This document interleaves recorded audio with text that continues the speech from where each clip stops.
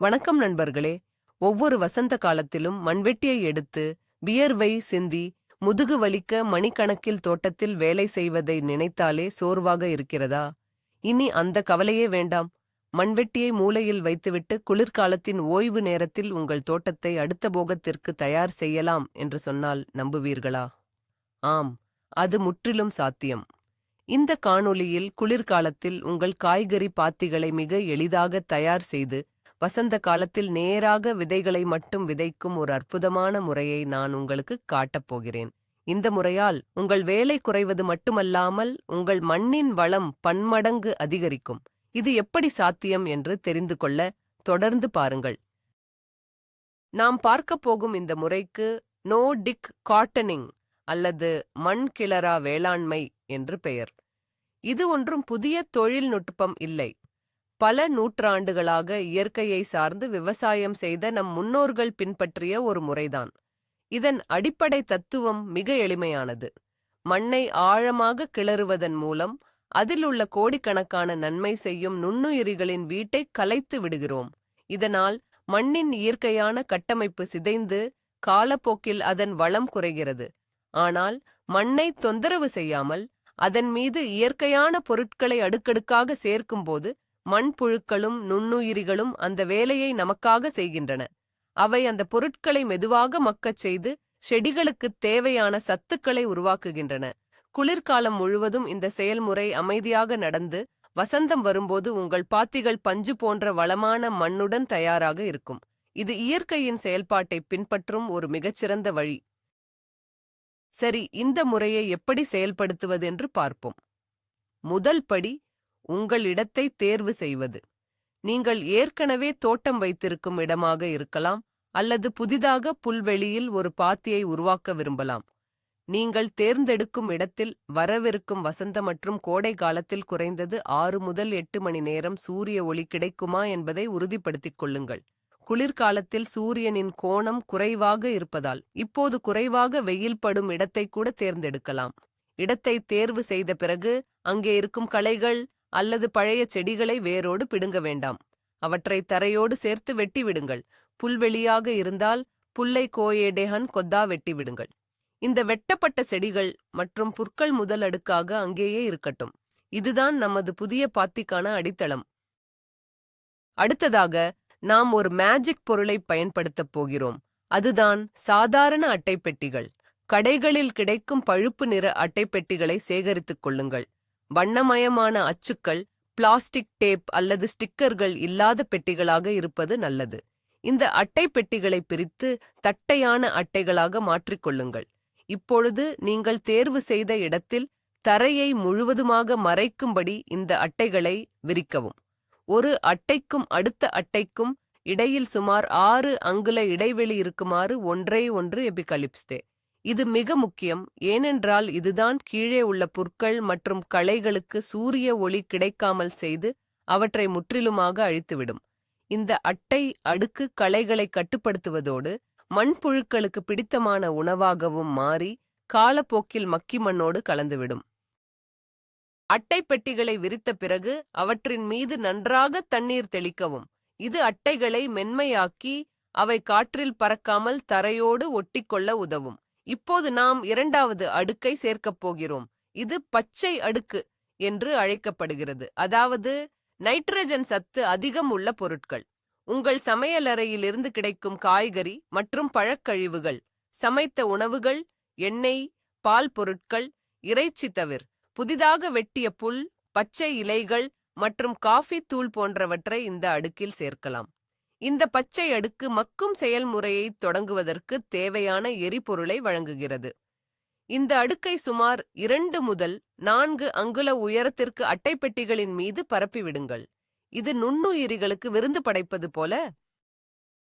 பச்சை அடுக்கை சேர்த்த பிறகு அடுத்ததாக வருவது பழுப்பு அடுக்கு.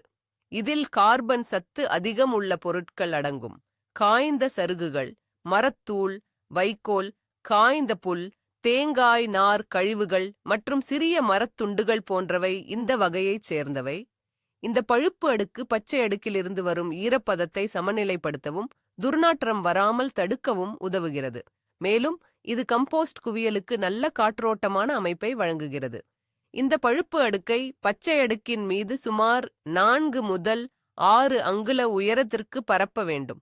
பொதுவாக 1 பங்கு பச்சை பொருட்களுக்கு 2 பங்கு பழுப்பு பொருட்களை சேர்ப்பது ஒரு நல்ல விகிதம். இது கம்போஸ்ட் செயல்முறை சீராக நடைபெற உதவும். இப்போது நமது பாத்தியின் மிக முக்கியமான பகுதிக்கு வருகிறோம். அதுதான் மக்கிய உரம் அல்லது கம்போஸ்ட். உங்களிடம் ஏற்கனவே தயாரிக்கப்பட்ட கம்போஸ்ட் இருந்தால் அதை தாராளமாக பயன்படுத்துங்கள். இல்லையென்றால் கடைகளில் கிடைக்கும் நல்ல தரமான மண்புழு உரம் அல்லது தொழு உரத்தை வாங்கி பயன்படுத்தலாம். இந்த கம்போஸ்ட் அடுக்குதான் உங்கள் செடிகளுக்கு தேவையான அத்தியாவசிய ஊட்டச்சத்துக்களை வழங்கும் தங்கச் சுரங்கம். இதில் கோடிக்கணக்கான நன்மை செய்யும் நுண்ணுயிரிகள் உள்ளன. அவை உங்கள் மண்ணை உயிர்ப்புடன் வைத்திருக்க உதவும். இந்த கம்போஸ்ட் அடுக்கை பழுப்பு அடுக்கின் மீது சுமார் 2 முதல் 3 அங்குல தடிமனுக்கு பரப்பிவிடுங்கள். இது உங்கள் லசான்யா பாத்தியின் சுவையான சீஸ் அடுக்கு போன்றது. கடைசியாக, நமது பாத்தியை குளிர்காலத்தின் கடுமையிலிருந்து பாதுகாக்க ஒரு போர்வை தேவை.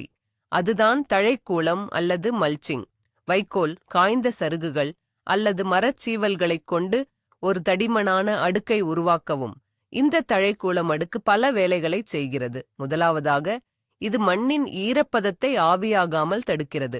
இரண்டாவதாக, குளிரிலிருந்து மண்ணில் உள்ள நுண்ணுயிரிகளை பாதுகாக்கிறது. மூன்றாவதாக, புதிய களைகள் முளைப்பதை தடுக்கிறது. வசந்தம் வரும்போது இந்த தழைக்கூளம் மெதுவாக மக்கி மண்ணுக்கு கூடுதல் சத்துக்களை அளிக்கும். இந்த இறுதி அடுக்கை சுமார் 4 அங்குல தடிமனுக்கு போட்ட பிறகு உங்கள் குளிர்கால பாத்தி தயாரிப்பு வேலை முடிந்தது. இப்போது என்ன நடக்கும் என்று நீங்கள் கேட்கலாம். நீங்கள் அமைத்த இந்த அடுக்கு பாத்தியை அப்படியே விட்டுவிடுங்கள். குளிர்கால மழை மற்றும் பனி இந்த அடுக்குகளை ஈரப்பதத்துடன் வைத்திருக்கும். அட்டைப்பெட்டியின் அடியில் சூரிய ஒளி கிடைக்காததால் களைகள் மெதுவாக இறந்துவிடும். மேலே பச்சை மற்றும் பழுப்பு அடுக்குகளில் உள்ள பொருட்களை நுண்ணுயிரிகளும் மண்புழுக்களும் சாப்பிடத் தொடங்கும். மண்புழுக்கள் மேலும் கீழும் பயணிக்கும்போது அவை இந்த அடுக்குகளை ஒன்றுடன் ஒன்று கலந்து மண்ணில் காற்றோட்டத்திற்கான பாதைகளை உருவாக்கும். இது ஒரு மெதுவான, அமைதியான செயல்முறை. குளிர்காலம் முழுவதும் உங்கள் கண்ணுக்குத் தெரியாமல் பூமிக்கு அடியில் ஒரு மாபெரும் உரம் தயாரிக்கும் தொழிற்சாலை செயல்பட்டுக் கொண்டிருக்கும். இந்த முறையின் ஒரு பெரிய நன்மை என்னவென்றால் இது மண்ணின் நீர் பிடிப்புத் திறனை அதிகரிக்கிறது. நாம் சேர்த்துள்ள அட்டை, இலைகள் மற்றும் கம்போஸ்ட் ஆகியவை ஒரு பஞ்சு போல செயல்பட்டு மழைநீரை உறிஞ்சி சேமித்து வைக்கும்.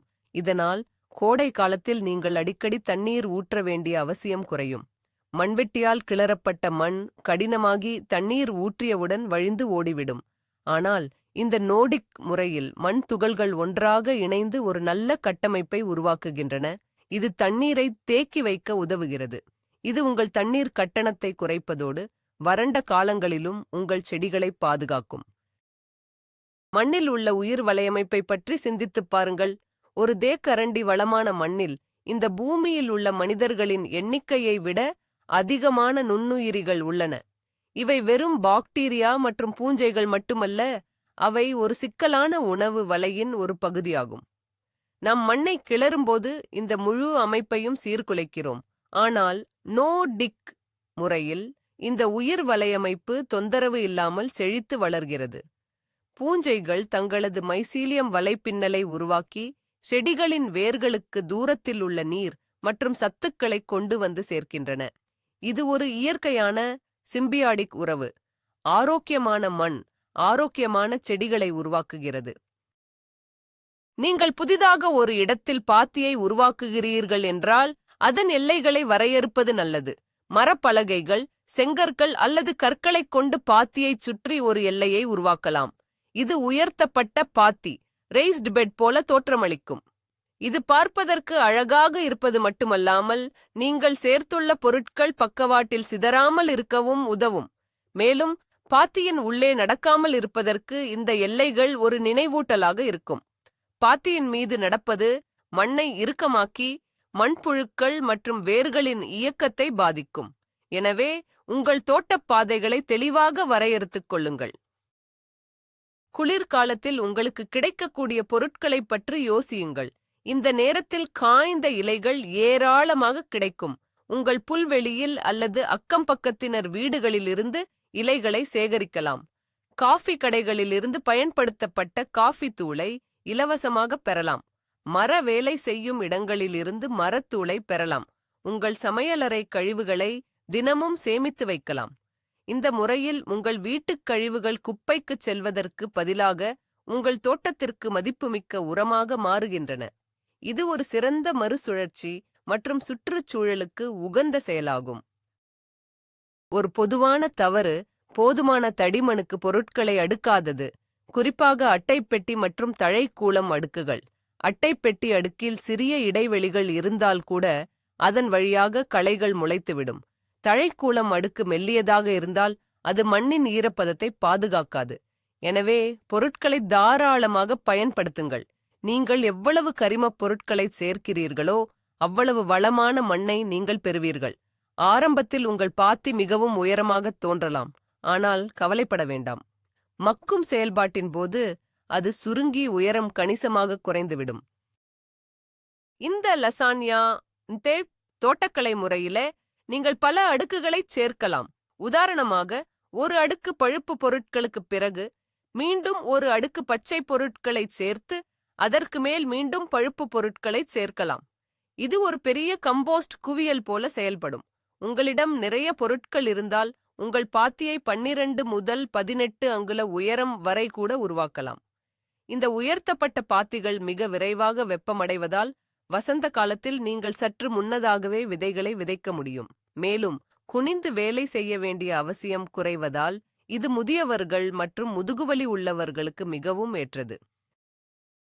வசந்த காலம் வரும்போது உங்கள் பாத்தி எப்படி இருக்கிறது என்று எப்படி தெரிந்து கொள்வது? உங்கள் கையை தழைக்குளத்திற்குள் நுழைத்து கீழே உள்ள மண்ணை சோதித்துப் பாருங்கள். அது இருண்ட நிறத்தில் ஈரப்பதமாக மற்றும் நொறுங்கும் தன்மையுடன் இருக்க வேண்டும். நல்ல மண் வாசனை வர வேண்டும். நீங்கள் சேர்த்த அட்டை பெட்டி மற்றும் பெரும்பாலான பொருட்கள் மக்கிப் போயிருக்கும்.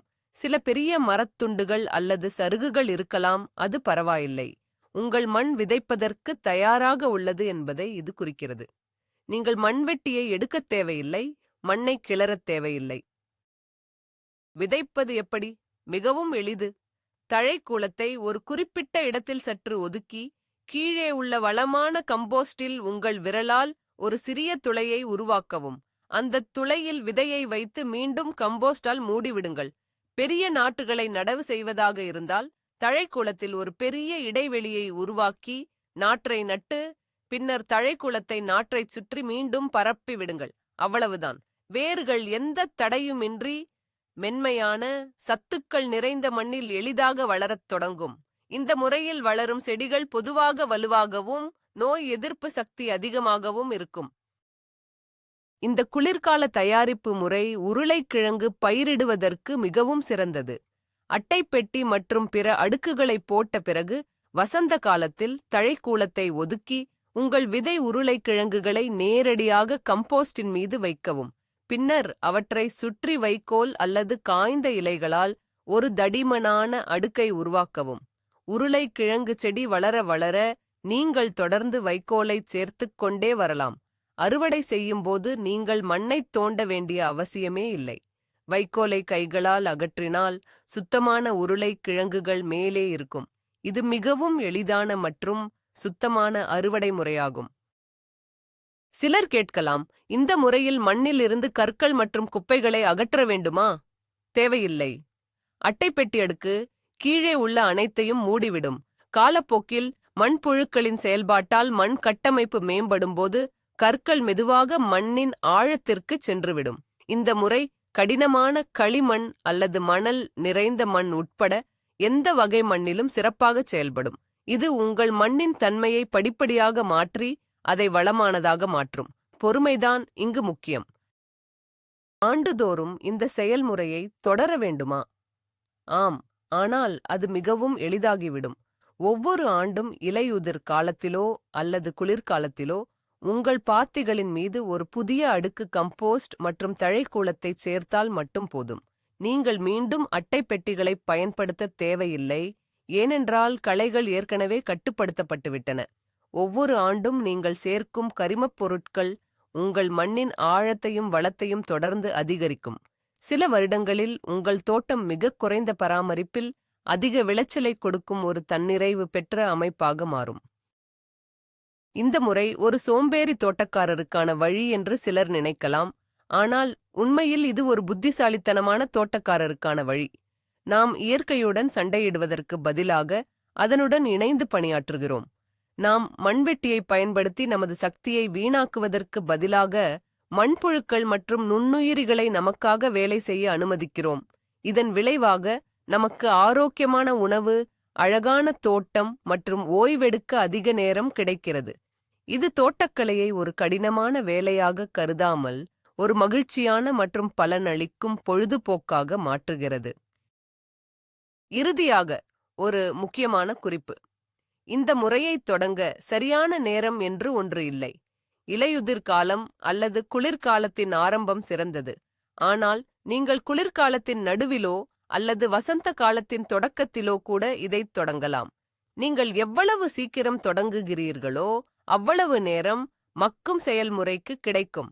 எனவே இன்றே தொடங்குங்கள். உங்கள் வீட்டில் உள்ள அட்டை பெட்டிகளையும் சமையலறை கழிவுகளையும் சேகரிக்கத் தொடங்குங்கள். உங்கள் தோட்டத்தின் ஒரு சிறிய மூலையில் இதை முயற்சி செய்து பாருங்கள். அதன் முடிவுகளை பார்க்கும்போது நீங்கள் நிச்சயமாக ஆச்சரியப்படுவீர்கள், மேலும் உங்கள் முழு தோட்டத்தையும் இந்த முறைக்கு மாற்ற விரும்புவீர்கள். பார்த்தீர்களா? மண்வெட்டி இல்லாமல் குளிர்காலத்தில் உங்கள் தோட்டத்தை எப்படி ஒரு வளமான சோலையாக மாற்றுவதென்று. நாம் இன்று பார்த்த இந்த நோ-டிக் முறை உங்கள் நேரத்தையும் உழைப்பையும் மிச்சப்படுத்துவதோடு மட்டுமல்லாமல் இயற்கையின் அற்புதமான சுழற்சியை புரிந்து கொள்ளவும் உதவுகிறது. அட்டை பெட்டிகள், சமையலறை கழிவுகள், காய்ந்த இலைகள் என நாம் குப்பை என நினைக்கும் பொருட்கள் நம் செடிகளுக்கு உயிரூட்டும் அமிர்தமாக மாறுண்ணு. குளிர்காலம் முழுவதும் பூமிக்கு அடியில் நடக்கும் இந்த அமைதியான புரட்சி வசந்த காலத்தில் உங்களுக்கு அபரிமிதமான விளைச்சலை பரிசளிக்கும்.